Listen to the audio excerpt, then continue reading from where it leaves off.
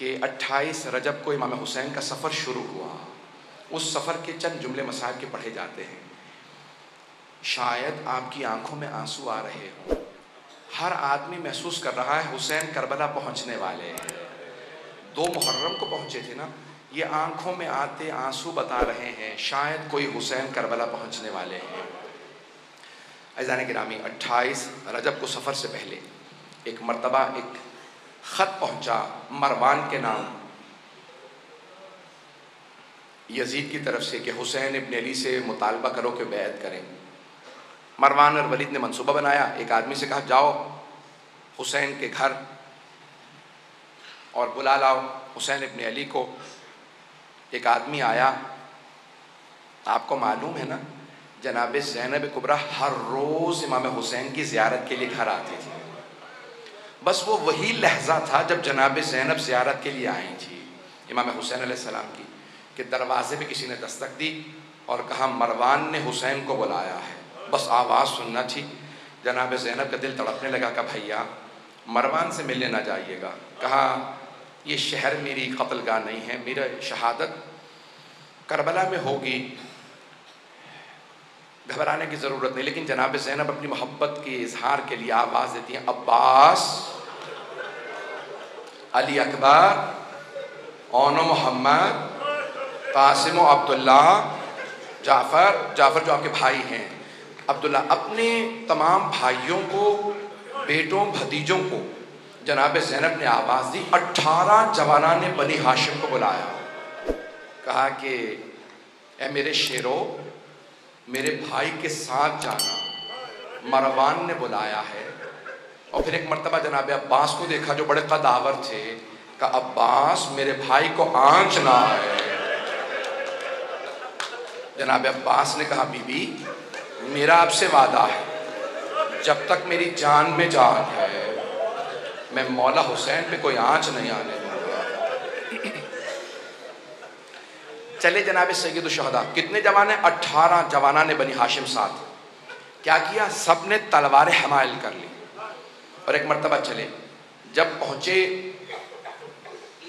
دارالامارہ یا گورنر کے گھر پہ پہنچے تو ایک مرتبہ لوگ جو سپاہی کھڑے تھے انہوں نے سب کو روکا. کہا آپ لوگ نہیں جا سکتے، صرف حسین جا سکتے ہیں. تو جناب عباس نے اسے کچھ نہیں کہا. جناب سید الشہداء کی طرف دیکھا. مولا اجازت ہے میں آ جاؤں؟ مولا حسین نے کہا نہیں عباس یہیں رک جائیے. اے میرے شیر اگر میری آواز بلند ہو تو آ جائیے گا. جناب سید الشہداء اندر تشریف لے گئے. مروان نے کہا کہ شام سے بری خبر آئی ہے، مسلمانوں کے خلیفہ معاویہ مر گئے ہیں اور نیا خلیفہ یزید ہے. نئے خلیفہ نے آپ سے بیعت کا مطالبہ کیا، آپ بیعت کیجیے. سید الشہداء نے کہا میں بیعت نہیں کروں گا. تو کہا کہ آپ کو بیعت کرنا ہوگی. مولا نے کہا اگر یہ کوئی اچھی بات ہے تو دروازے بند کر کے کیوں پوچھ رہا ہے؟ کل مسجد نبوی میں سارے مجمع کے سامنے سوال کرنا، میں وہیں جواب دوں گا. ایک مرتبہ ولید نے ہاتھ سے اشارہ کیا کہ یہیں گردن اتار لو، حسین اکیلے. ایک مرتبہ سید الشہداء کو جلال آیا. کہا یبن الزرقاء، اور نیلگوں نین رکھنے والی عورت کے بیٹے. اس کی ماں بدکارہ تھی. امام نے اس کی ماں کا نام لے کے کہا انت تقتلنی ام ہوا، تو میرا قتل کرے گا یا یہ میرا قتل کرے گا؟ جب بلند آواز سے بولے نا جناب عباس کے کانوں میں آواز آئی کہ مولا جلال میں. دروازے کو دھکیلا، دیکھا دروازہ بند. آپ جانتے ہیں نا گورنروں کے ہاؤس کے بڑے بڑے دروازے ہوتے ہیں، دروازہ بڑا تھا، بند تھا. جناب عباس نے کہا علی اکبر ذرا پیچھے ہٹنا. اپنا بازو دروازے پہ مارا، دروازہ گرا دی. دروازہ گرا کے فوراً تیزی سے اندر بڑھے، تلوار کھینچی. کہا مولا کیا حکم ہے، کس کا سر قلم کر دوں؟ مولا حسین نے سینے پہ ہاتھ رکھا. کہا عباس یہ نانا کا شہر مدینہ ہے، میں نہیں چاہتا یہاں خون بہے، تلوار واپس رکھ لیجئے. جناب عباس نے تلوار رکھی، دونوں کو دیکھا، مروان و ولید کو دیکھا. کہا اگر میرے آقا مجھے حکم دیتے میں تم دونوں کو جان سے مار دیتا، لیکن میرے مولا نے اجازت نہیں دی. میں ایک مرتبہ ہاتھ جوڑ کے کہوں گا مولا عباس. ابھی مولا حسین کی آواز کچھ بلند ہوئی تھی، آپ نے دروازہ گرا دیا. مولا جب عشر عاشور حسین چیخ چیخ کے کہیں گے حل من ناصر ینصرنا.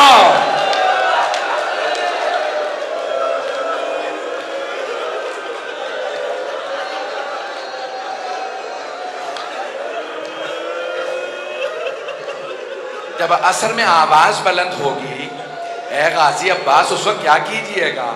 بعض مورخین نے بعض مقتل نویسوں نے یہ جملہ لکھا ہے جب امام حسین نے کہا نا حل من ناصر ینصرنا تو فرات کے کنارے ایک لاشا تڑپنے لگا. اجرکم اللہ اجرکم اللہ. بس بھئی میں بھی پڑھوں گا. ایک مرتبہ جناب سید الشہداء واپس آئے. گھر میں واپس آنے کے بعد ایک مرتبہ ایک فہرست بنائی. کہا عباس میں نے فہرست میں نام لکھ دیے کون کون ساتھ جائے گا. عباس سب مردوں کو بتا دو کون کون ساتھ جائے گا. مستورات کو میں بتاؤں گا. جناب عباس علیہ السلام نے فہرست پڑھنا شروع کی. نام بتانا شروع کی. کہا علی اکبر آپ کا نام بھی ہے, قاسم آپ کا نام بھی ہے, کہا جعفر آپ کا نام بھی. اپنے بھائی سے کہا عبداللہ آپ کا نام بھی ہے. پھر کہا اون و محمد تم دونوں کے نام بھی ہیں. سب کو بتاتے رہے. اب ایک مرتبہ ایک چھوٹے بچے کا نام آیا. وہ بچہ کسی بی بی کے ہاتھ میں تھا. علماء نام بتاتے ہیں فاطمہ صغریٰ. آپ جانتے ہیں بچوں کو بتایا نہیں جا سکتا کہ آپ کا نام بھی ہے. تو جانتے ہیں جناب عباس نے کیا کیا؟ آئے جناب فاطمہ صغریٰ کے پاس. کا بی بی اس بچے کا نام بھی ہے, اس بچے کا نام بھی ہے, یہ بھی کربلا ساتھ جائے گا. اجرکم اللہ. بعض علماء نے یہ بھی لکھا ہے نا کہ بی بی بیمار تھی فاطمہ علیلہ. اکثر عرب کے جو مقتل نویس ہیں وہ کہتے ہیں کہ جناب فاطمہ صغریٰ وہ جو بیمار بچی تھی تو انہوں نے جناب سید الشہداء سے کہا بابا آپ مجھے ساتھ نہیں لے جا رہے, بابا علی اصغر کو میرے پاس چھوڑ جائیے, میں اسے کھلاتی رہوں گی, میرا دل بہلا رہے گا, جب بھی مجھے آپ یاد آیا کریں گے بابا میں علی اصغر کو دیکھ لیا کروں گی, میں علی اصغر کو کھلاؤں گی.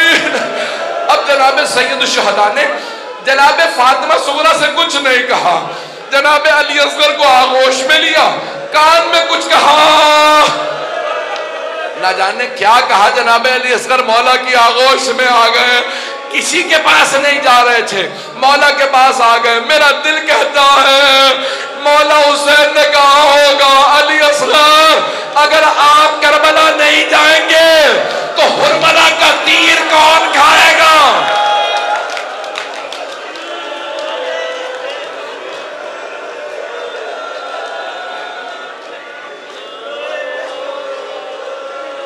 بس بھئی کوئی رونے میں بخل نہ کرے. پہلی شب ہے نا, جناب سیدہ کو پرسہ دیجئے گا. بی بی آپ کی بیٹیوں کا, آپ کی آل کا اس طرح سے شہید ہونا, ایسے اسیر ہونا, ہم آپ کو پرسہ دینے آئے ہیں. ہر آدمی نیت کر کے آئے میں بی بی کو پرسہ دینے جا رہا ہوں.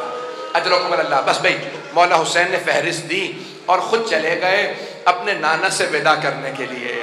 جانتے کیسے ودا کیا؟ الوقائع والحوادث میں مرحوم محمد تقی ملبوبی نے لکھا ہے کہ ایک مرتبہ جب آئے نا روضہ رسول پہ, جناب ام سلمہ موجود تھی, گھر میں روضہ رسول ہے.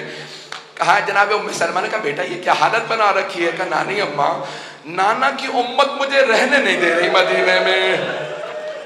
جناب سید الشہداء قبر مطہر سے لپٹ گئے, جناب رسول خدا کی قبر سے لپٹ کے وہیں پہ گر گئے, یہاں تک کہ بے ہوش ہو گئے.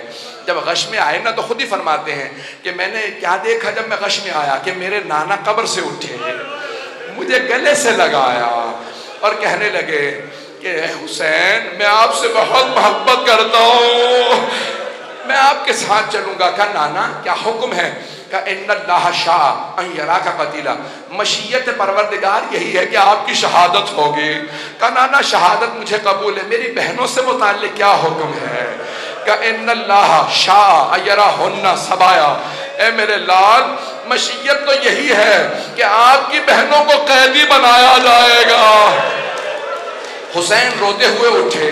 ایک مرتبہ سب نے سوال کیا مولا اتنا رو رہے ہیں کیا بات ہے؟ کہ میرے نانا نے کہا کہ مشیت یہی ہے میری شہادت ہوگی. کہ شہادت پہ رو رہے ہیں؟ کہا نہیں, رو اس بات پہ رہا ہوں میری بہنوں کو قیدی بنایا جائے گا.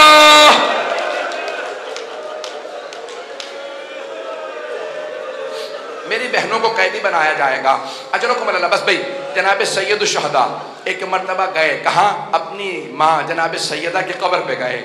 علماء کہتے ہیں جیسے ایک بچہ ماں سے لپٹ کے روتا ہے، مولا حسین ویسے قبر سے لپٹ گئے اور بلند آواز سے رو رو کے کہنے لگے اماں میں کربلا جا رہا ہوں، اماں میں کربلا جا رہا ہوں.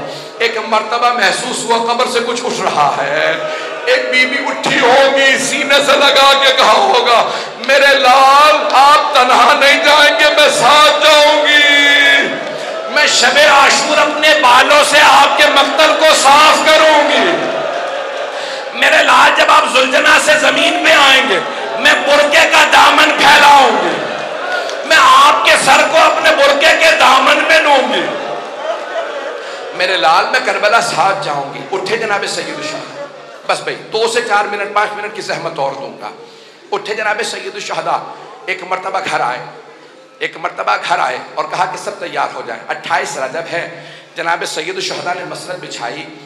جناب عباس سے کہا کہ پانی مشکیزوں میں بھر لو. کہا کہ مولا میں نے اتنا پانی بھرا ہے کہ پانی ختم نہیں ہوگا، نہ جانے کس کے قافلے کو پلانا پڑ جائے، کس اور کے قافلے کو. بس بھئی تمام کیا. 2 جملے سن لیجئے.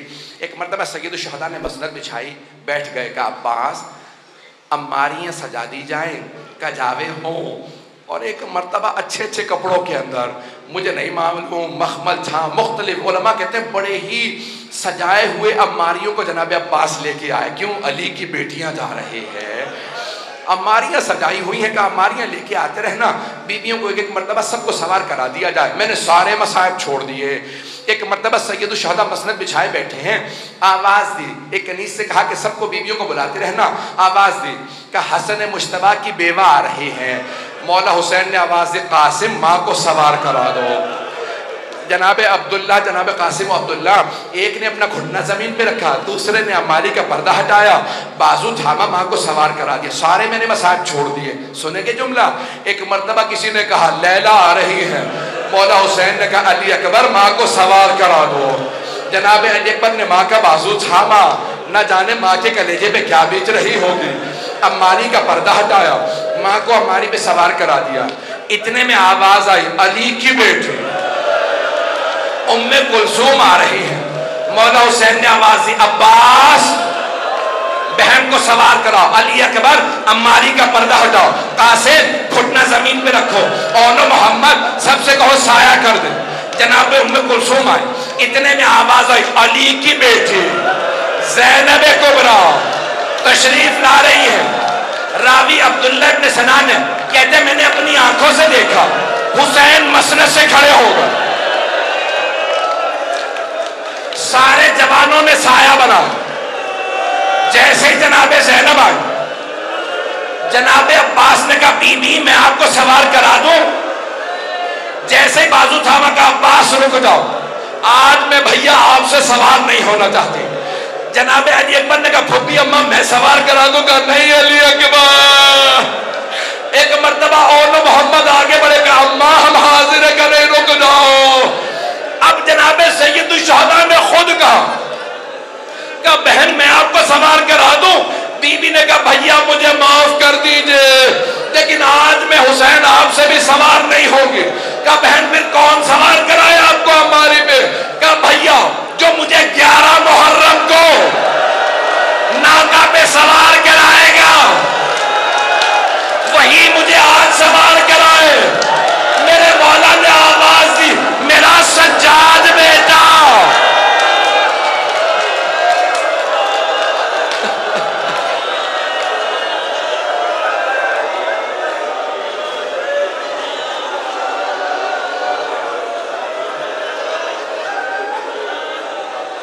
الا لعنت اللہ علی القوم الظالمین.